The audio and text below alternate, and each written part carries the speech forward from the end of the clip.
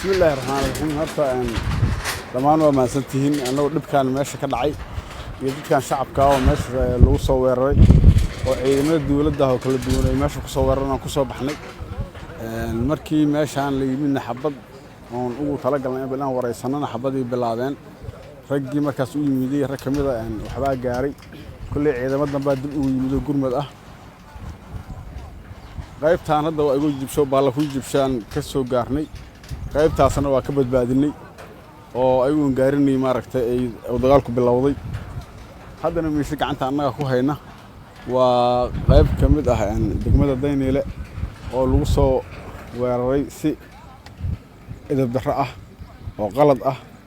oo sharciga waafaqsanayn qof aan ka yeelina oo ma jirto ciidan kasta ha wataano isgiin kasta ha wataano xoog kasta ha wataano cid aan ka yeelina ma jirto dadka shacabka anagu aan mas'uul ka nahay in xoolahooda la baabi'iyo ama maaragtay la jijibiyo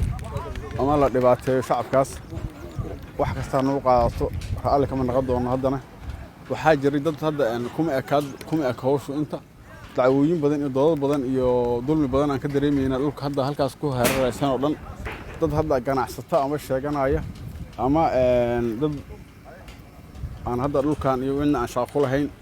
ayaa aad ugu lug leh inta aan arkaynay oo mar walba ka dhex sameeya in dadka isku diraan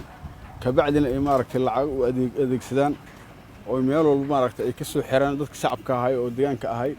ee qofkii waxay iska leh oo dhex joogta waxay laga qaato ama wax yar la siiyo la yiraahdo marka dhibtoota ka bacdi inta wax yar la siiyo meeshii la wareego marka waxyaabo badan oo noocaasna waa jiraan kulli dawladuna waa ka warqabtaa hadda waa gaarsiinay intii maaragtay aan aragnay wixii kale oo dhimanna waa gaarsiin doonaa kulli waxyaabaha hadda meeshan ka dhacna dad hadda anagu cadow waxaan u naqaanay shabaab nimanka la yiraahdo laakiin waxaa dhacay cadow kale oo shacabkii iyo maaragtay islaamihii iyo ilmihii iyo dadkii guryaha joogay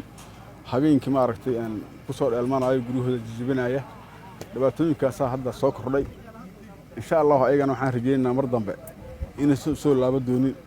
waxay ka raacaysaa ka meeshan gudoomiye meeshan ciidamada ku dagaalamay ciidamada soo weerar maxay ahayd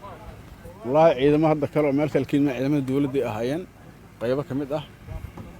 kulli cid kasta dambigeeda iyo qaladka ay sameysana waxa ka hadli doona ama maaragtay arrinkaas ay gaar u tahay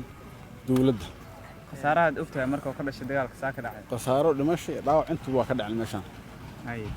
marka tirada iyo waxaas waa kulli waa xilli kale laga hadli doonaa waa wax dawlad iyo maaragtay dad wada ciidana ka dhex dhacay waxaas waxaan rajaynayaa inaan hadda aan uga hadal media aan jeclaalahay cid alla cidii dhimatay iyo cid wax haleysay iyo cid wax laga haleeyay cid qaldan sharciga jira sharcigaas kulli looga hadli doonaa ama loo kala bixi doonaa hadii alla